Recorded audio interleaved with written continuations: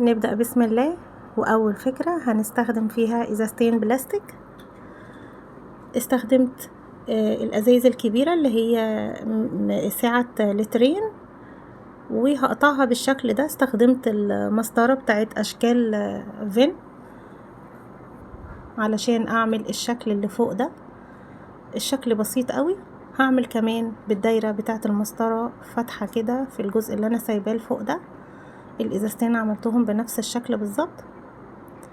استخدمت قطعة من القماش علشان اغلفهم. تنيت طبعا الاحرف الاول كلها بتاعت القماشة. استخدمت الشمع عادي وانا بتنيها علشان لما اجي اغلفها تطلع شكلها كويس قوي ونضيف كده من غير اي ديفوهات او اي فتل كده او تنسيلات. بعد ما شديت الزيادات كلها على القاعدة هغلف القاعدة بقطعة مدورة من القماش بالشكل ده علشان يديني برضو شكل مرتب ومنظم.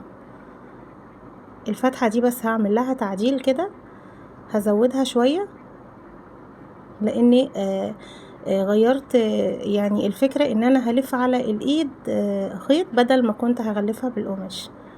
لقيت ان هي شكلها يبقى حلو قوي لو دخلت مع الالوان دي خيط الخيش. هلف على اليد كده الخيط بالشكل ده. عملت الازازتين نفس الفكرة ونفس الشكل. هغلف الحرف من فوق بخيط الخيش بس الخيط السميك شوية. ممكن على فكرة تستخدمي اي خيط موجود عندك، مش هيقول لا ابدا. وممكن كمان لو مش موجود عندك خيط تستخدمي اي شريط من القماش. هتقصيه كده على هيئة شريط وهتتنيه برضو بالشمع كده. هتتنيه زي الحزام الرفيع كده وتستخدميه. ده لو انت ما عندكيش خيوط خالص او خامات غير القماش، يعني مش هنعطل في حاجة، احنا هننفذ الفكرة بالخامات الموجودة عندنا. بصوا المنظمين طلعوا شكلهم تحفة قوي، حلوين جدا. دول انا علقتهم في المطبخ. كنت منزلة نفس الفكرة دي في الفيديوهات الشورتس. هتلاقوني منزلة صورتها وهي متعلقة في المطبخ تحفة. يعني لو دخلتي عندي على القناة كده وشفتي الفيديوهات الشورتس هتلاقيها ان شاء الله، وهتعجبك قوي الفكرة وهي متنفذة في المطبخ. بجد اضافت تغيير وتجديد للمطبخ حلو قوي. تاني فكرة استخدمت جيركن الصابون السائل اللي هو صابون المواعين، موجود عند اغلبنا. قصيته بالشكل ده واستخدمت البكرة بتاعت اللزق علشان اعمل اليد المدورة دي. ممكن تستخدمي اي حاجة مدورة عشان تطلعي الشكل اللي ورا ده، حتى لو غطا برطمان. وهبتدي اغلف الحرف اللي فوق ده بشريط الستان الملون ده. انا لفيت على اليد طبعا خيط، يعني بحاول انسق الالوان علشان الالوان لما تبقى متجانسة مع بعضها بتخلي العمل بتاعك بجد بيبقى شكله جميل قوي، بيفرق جدا جدا في الشكل النهائي. مش مجرد ان انا بعمل الفكرة وخلاص، انا بنسق الالوان، برتب الشكل على قد ما اقدر، بداري اي تنسيلات في القماش. يعني تحاولي الفينش بتاعك يطلع مظبوط علشان الحاجة يبقى شكلها جاهز كده وحلو. بعد ما تنيت الحرف ده لجوه على الحرف من جوه، قصيت قطعة من الشريط كده علشان اداري بيها الجزء اللي اتفرغ مكان اليد. وهنا كان عندي فيونكة من توكة لفيت عليها الشريط الخيط اللي هو الخيط اللي عندي ده خيط القطن علشان يدي تجانس كده مع نفس اللون بتاع اليد. وحطيتها في النص كده. لقيت في النص احلى من الجنب بالنسبه لي، يعني لو بالنسبه لك هتحطيها على الجنب برضه هتبقى حلوه على فكره. بصوا منظم رقيق، يعني رقيق وشكله بسيط وشيك جدا، شكله تحفه. مش باين خالص ان هو كان مثلا جيركن ولا حاجه. بصوا شال عندي كام ازازه شاور وشامبو، شال 5 عبوات. يعني بجد هينظم معاكي في الحمام جدا. ممكن تعملي اكتر من واحد وتوزعيه في الحمام للادوات والمستحضرات بتاعتك. حاجات دي بتبقى شكلها مرتب اوي في الحمام وبتضيف جدا تجديد ليه. الفكرة دي بقى عملتها، كان عندي الكرسي البلاستيك ده كان متدغدغ من الاولاد عندي لعبوا بيه يعني وركبوا عليه فهو اتدغدغ خلاص. كنت هرميه بس بصيت له كده قلت له لا مش هسيبك، انا هطلع منه حاجة حلوة ان شاء الله. جبت سلك الربط بيتباع عند محلات الحدايد والبويات. البقرة كلها اللفة كبيرة جدا ب10 جنيه. وابتديت ان انا البسه الكيسين دول، كيس من جوه وكيس من بره. هنركبه بالشكل ده اكياس قماش عاديه. الكيس اللي من فوق ده كان جزء من بنطلون، حتى تلاقوا الاستيك في البنطلون بتاع البنطلون فيه من فوق، لبسته فيه كده واستخدمت فيونكه كده من التل ده شكل جمالي، لون الفراولات اللي مرسومه على القماشه. وحطيت الدبدوبين دول كانوا على هديه من عندي، استخدمته سبت منظم حلو جدا جدا للعب الاطفال. بصوا الفكره سهله وجميله ازاي.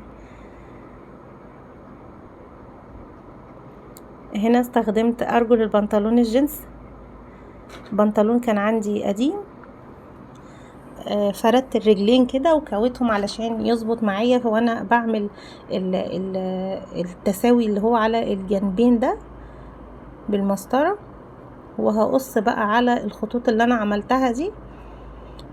الخطوه بتاعت الكوي دي مهمه قوي، هتظبط معاكي قوي، هتسهل معاكي الخطوات جدا. القماشه مفروده وحلوه باي حاجه مدوره كده. انا استخدمت طبق عادي، اخدت الكيرفين اللي في الجنبين وهبتدي اركب الشريط العريض ده بين الجزئين اللي انا عملته بالشكل ده. ممكن تستخدمي بديل ليه جنس برضو، قماش جنس، لو انتي يعني مش حابه ان انتي تدخلي قماشه تانية مع الجنس. انا حبيت الشكل النهائي قوي وعجبتني كده. هركب الجزء التاني وهقص الزياده كده بتاعت الشريط من فوق وهعدلها بالشكل ده كده. هعدي عليها من فوق بالمكنه، بتزيدها متانه وبتظبط الشكل خالص معايا، بتفرد وتفتح الخياطه. هنا هعمل البطانه، هاخد نفس الشكل بس على اوسع شويه، يعني زودي كده بتاع 2 سنتي من كل جنب او 3 سنتي. هقفلها على المكنه وهاجي اركبها في الشنطه. البطانه مقلوبه والشنطه معدوله. الخطوه دي المهمه جدا، ان البطانه تبقى مقلوبه والشنطه معدوله. وهعدي على الحرف من فوق وهسيب جزئيه صغيره كده علشان ابتدي اطلع منها الشنطه، اعدلها بقى. الجزء الصغير اللي انا سبته مقفلتوش ده اهو، هدخل البطانه كده جوه الشنطه وهبتدي ارجع اقفل تاني على الحروف، وبالمره هقفل الجزء ده اللي انا ماسكاه ده اللي انا كنت سايباه مفتوح. هقفل الاحرف كلها بالمكنه وهاجي هعمل كسرتين في الجنبين دول، هيقفل معايا اول الشنطه من فوق شويه عشان ما يبقاش الشنطه بقها مفتوحه قوي، وهيعمل لك شكل حلو قوي من الجنبين، كسرتين شكلهم لطاف جدا. وهعدي عليها من بره كمان علشان تبقى متينه قوي معايا. احنا هنعمل بقى شنطه عمليه، مش هنعمل شنطه عاديه كده، حاجه تتلبس وتبقى عمليه معايا. حزام الشنطه استخدمت نفس القماشه اللي انا ركبتها مع الجينز، غلفتها، غلفت بيها قطعه حزام جلد كانت عندي، اللي هو الجلد الخفيف قوي بتاع الشنط. هنا كنت بحدد مقاس اليد معايا وهقطع جزئين قد بعض كده، وهبتدي اعلم مكان اليد، يعني هحط ايدي من هنا وايدي من هنا عشان تبقى المسافة متساوية من الجنبين، وهعلم بالقلم وارجع اخيط. علمت بالقلم عادي عشان اصلا اليد هتبقى فوق العلامة عادي، مش هتبان اصلا. وهقفل كده بالمكنة كده. قفلت الشنطة. بصوا تقفيل الشنطة عامل ازاي، والشكل ممتاز جدا، بطانة مظبوطة جدا يعني ولا غلطة، واليد حلوة خالص مظبوطة.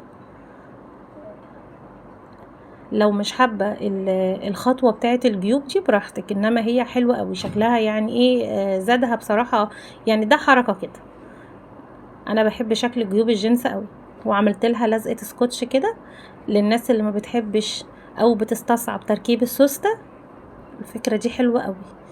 ولزقة السكوتش عملتها سودا، جبتها سودا لون البطانة.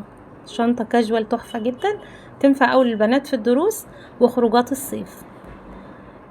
الافكار بتاعت الفيديو خلصت. لو عجبتك ما تبخليش عليا بلايك، واستنيني في الافكار الجاية. باي باي.